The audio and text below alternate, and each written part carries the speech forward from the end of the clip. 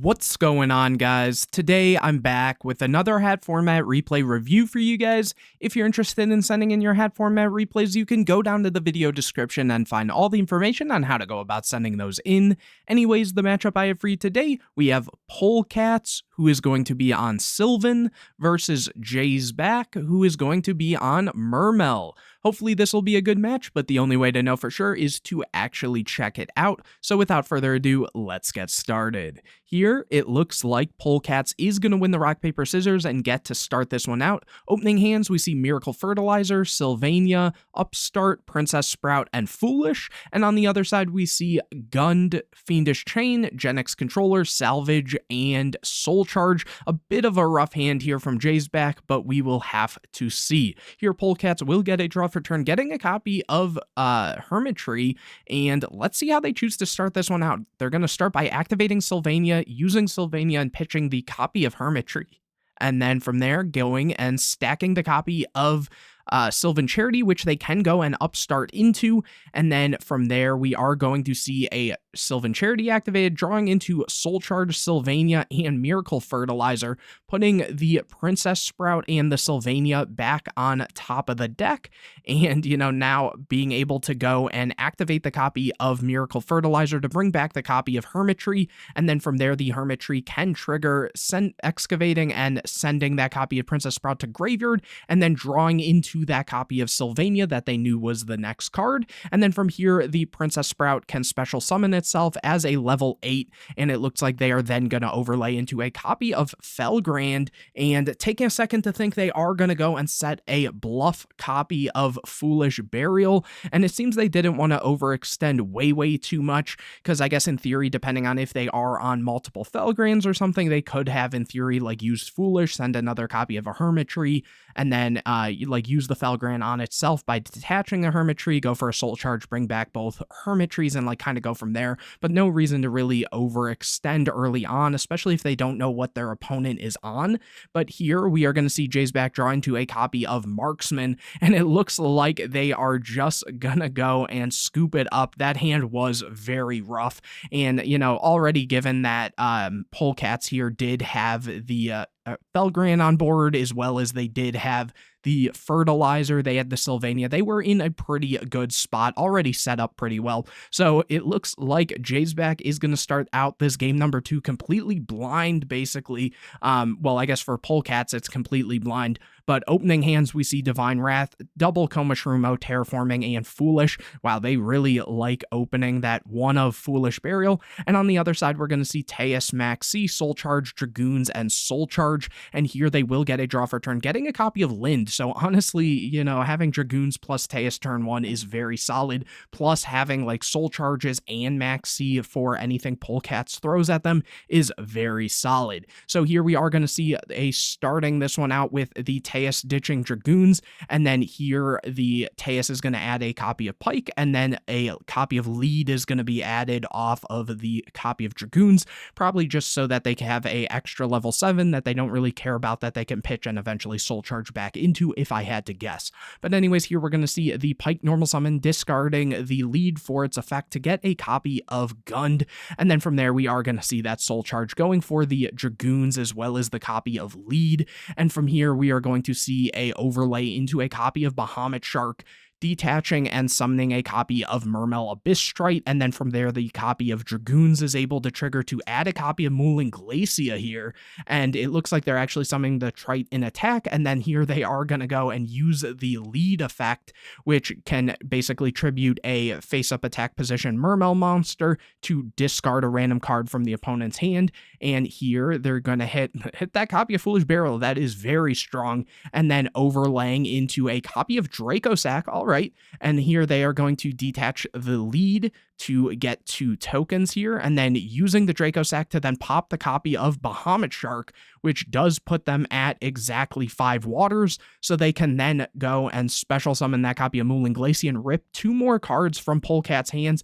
hitting double copies of Coma Shroomo before passing it over. Here Polecats gets a copy of Miracle Fertilizer, And let's see, they're going to go terraforming for that copy of Mount Sylvania and just scoop it up because they have no plants they can get rid of for that. And even then, they were in a rough spot. So very quick games, honestly. So now it is going to be the all-important game number 3. Let's see how it goes. Opening hands, we see Spore, Soul Charge, Princess Sprout, Terraforming, and Upstart. So kind of similar to that first game, I feel, if I'm not mistaken, with the hands, sort of. Or was it the second game? It might have been the second game where they had stacked the copy of Charity and then upstarted into it. But anyways, and on the other side, we see Lead, Lind, Teus, Sphere, and MST. So not a bad hand from Jay's back either. And so here it looks like Polecats is going to draw into a copy of Soul Charge, starting this turn out by activating Terraforming for that copy of Sylvania. From there, activating it, ditching the copy of Spore, and stacking a Hermitry. So going a bit of a different route than that first time. And from here, we are going to see the Princess Sprout normal summon, using the effect to tribute it off to excavate the top card and then stack a, I believe it's, what type of card? A Sprout or something like that. Then you can place 1 Sprout monster from your graveyard on top, yeah. So here, hitting that copy of Hermitry, and they are going to put the Princess Sprout back. And then here, the Hermitry can trigger to make Polecats look at the top 3 and rearrange them in any order. And after that, we are going to see the Soul Charge activated, going for the Spore and the Hermitry here. And then that means that the Princess Sprout is probably still on top, which it is. So Hermitry is going to excavate the top card, hitting that Princess Sprout and drawing into a Miracle Fertilizer. And then from here, the Princess Sprout can trigger to special summon itself as a level 7 here. And we are going to see a level 8, so a copy of Stardust is going to be summoned. After that, using the Stardust to go for a copy of Felgrand before setting a bluff copy of Upstart and passing it over to Jay's back, who now gets a copy of DD Crow. So, you know, if this game does last more than 1 turn each, basically, that Crow will be very solid. Here we are going to see the Teus activating to special summon by getting rid of that copy of Lead, and Teus is going to trigger, and Polecat says it's good. So here Jay's back is going to pick up a copy of Gund, go and MST the back row, which unfortunately for them is just a copy of Upstart. Normal summoning the copy of Lind and attacking into the Felgrand. Then here the Lind will be able to trigger because it was destroyed, going for a copy of Pike, using the effect and discarding the Gund to grab a copy of Undyne, and then here the Gun can trigger to summon a copy of Lead. Now keep in mind, this is during damage step, all of this. During H.A.T format, you know, the way CCOGs or whatever it's called works, basically Polecats isn't able to use the Felgrand here specifically. But anyways, after that, we are going to see the Lead going and trying to use its effect, tributing off that copy of Pike. And we are going to see the Felgrand now negating that copy of Lead, and then from there overlaying into a copy of Big Eye. So now the Big Eye can take that copy of Felgrand. So now Jay's back, you know, free copy of Felgrand. Why not? Setting the copy of Sphere, and here in end phase, we will see Polecats get to use the Sylvania, excavating the top card, hitting a Sage Koya, which unfortunately doesn't have any targets for them to be able to add back, drawing for turn, getting a copy of Crow. So honestly, Soul Charge Fertilizer into Crow, it's going to be a little rough. We will have to see if they can bait the Crow with the Fertilizer, or if they're just going for a big Soul Charge play right away. Let's see. They're going to take a second to think, as well, as this is a tough position to be in. They are going to start with the Soul Charge. It looks like Soul Charging for 4, and they are going to be met with that copy of DD Crow on the copy of Sage Koya, but still being able to bring out Stardust, Sprout, and Spore. And from here, the Sylvania is going to trigger, getting rid of the copy of Spore and stacking a copy of Hermitry. And then from there, using the Princess Sprout. Oh, a little bit of a misclick there. It looks like getting rid of that copy of Hermitry off the top from the Princess Sprout, and then the Princess Sprout will stack itself back. Hermitry will allow them to look at the top 3, rearrange it in any order, and then we will see the Fertilizer activated and bringing back that copy of Hermitry, because obviously they didn't normal summon this turn, using the Hermitry, excavating that copy of Princess Sprout, and drawing into a copy of Max C. And then here the Princess Sprout will special summon itself as a level 8 From here, we're going to see Polecats take a second to think here, and a lot of thinking here, overlaying into a copy of Giant Grinder. Okay, using the effect and trying to go after the Big Eye, but that is going to meet the Felgran, negating that effect. And then from here, the Spore can, oh, it looks like maybe not. They did already, no, they didn't use the Spore, they soul charged. Yep, and they even brought it up there because, yeah, I think it was what, the first game they definitely used this, but then, yeah, they soul charged back for 3. So yeah, here being able to go and banish the copy of Princess Sprout to summon this back. So this is a level 2 tuner at the moment. And then here it looks like they are going to go for a copy of Leo, at which point they are just passing turn because they use soul charge. So back to Jay's back, who gets a soul charge of their own.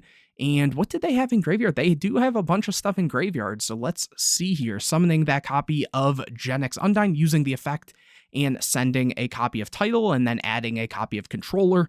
And after that, let's see, going for Big Eye to take the copy of Giant Grinder, going for the Title by banishing the Pike and the Lin, summoning out the Title, but that is actually not going to get summoned. It's going to be met with that copy of Crow. So, you know, being able to out that, and then in the end phase, we are going to see Sylvania excavate the top card, hitting a copy of Hermitry. Again, Polecats is going to look at the top 3 cards and draw into a copy of Rivalry, which actually would just completely blow out this whole board for them. And then having, you know, only one type, which Mermail does have a few different types and stuff like that. Having to out a copy of Leo is going to be very hard, especially when Polecats also has a copy of Max C. So let's see, going to battle phase, Leo is going to run over their own, or well, what would have been their own copy of Giant Grinder, setting that copy of Rivalry. And looks like in main phase 2, we are going to see the Abyss Sphere activated, summoning a copy of Linden. We aren't seeing the Max C dropped here. Or actually maybe we are. It looks like they are going to drop the Max C, and yeah, okay, so they are dropping Max C and drawing into a copy of Soul Charge, and then in end phase, the Sphere blows up itself and the Lind, summoning a copy of Megalo, and here Polecats will get a Charity as well. So Soul Charge Charity off of a Max C is very strong. Here Jay's back will get a copy of Torrential, normal summoning the copy of Controller, and here we are going to see that Rivalry flipped, just completely clearing the board. Jay's back is going to switch the Undyne to defense, set that copy of Torrential. In end phase, we'll see the Sylvania activate and hit a copy of Lance, which will go to, I believe, did they put that on top? Yeah, they did. And so from here, setting 2 and activating the Charity blindly, drawing into Max C, Fertilizer, and Lonefire. Ooh, that's unfortunate. So having to put back their whole hand here, but they're in such a good position, I don't think it mattered. It was kind of worth the risk in a sense, though. I will say it was a little greedy. Going to battle phase, running over the Undyne, and then passing turn. Here, Jay's back gets a copy of Teus, and that's not going to be great. Just passing. Here, the Sylvania is going to trigger, hitting a copy of Lonefire, which will go to graveyard, and then drawing into another Max C, going to battle phase, attacking in and back over to Jay's back, getting a copy of Controller, going for a Soul Charge to summon out a copy of Lind, just doing anything they possibly can. I'm honestly surprised they didn't even just drop the Max C just to do it, just to kind of cycle through the deck a little bit better, because they are in a pretty solid position. Though I guess a top deck of something like maybe like a Dark Hole would kind of clear this up, but at the same time, they do have the Lance. So, nah, there wasn't really a great top deck for Jay's back right now. But anyways, here we are seeing that Mount Sylvania excavating, hitting a Fertilizer and putting it back. It looks like they put it on bottom. Here, drawing into a copy of Upstart, just going battle phase, running into the copy of Lind. Jay's back is going to get a copy of Teus here, and after that, we are going to see Jay's back draw into a copy of Breakthrough Skill, setting it, and setting a copy of Controller. Trying to wall up, Sylvania is going to activate an end phase, again hitting another Lonefire, drawing into a copy of Sage Koya here, going to battle phase, running over the copy of Teus, going and passing turn here. Jay's back does get a copy of Undyne, and they are just going to scoop it up, so they have one Controller here and one here, so it would probably be assumed, if I had to guess, that Jay's back is only on the 2 copies of Controller, because in order to be able to use the Undyne, you have to be able to add a copy of Controller from deck to hand, which, I mean, you could normal summon it, send a copy of Marksman, or not Marksman, Infantry, or wait, is it? No, yeah, the Infantry to pop face-up cards and pop the copy of Rivalry. given, obviously Polecats would have nothing, but at that rate, you have to be able to send. So I would assume they don't if they're not going for anything like that. But regardless, really interesting game. The first game, second game were kind of short, but definitely a nice back and forth sort of until, the floodgate in this match. So hopefully you guys enjoyed this video. If you did, make sure to leave a like on it. Comment any questions or videos you want to see in the future, subscribe to the channel, hit the bell to get notified anytime I put a new video out, share this video with your friends, and don't forget to go down to the video description to find out how you can send in your hat format replays. Whether you won or lost, if you thought the deck you or your opponent played was pretty cool, feel free to send that in. I'm sure a lot of people would love to see it. But anyways, guys, I will see you in the next video.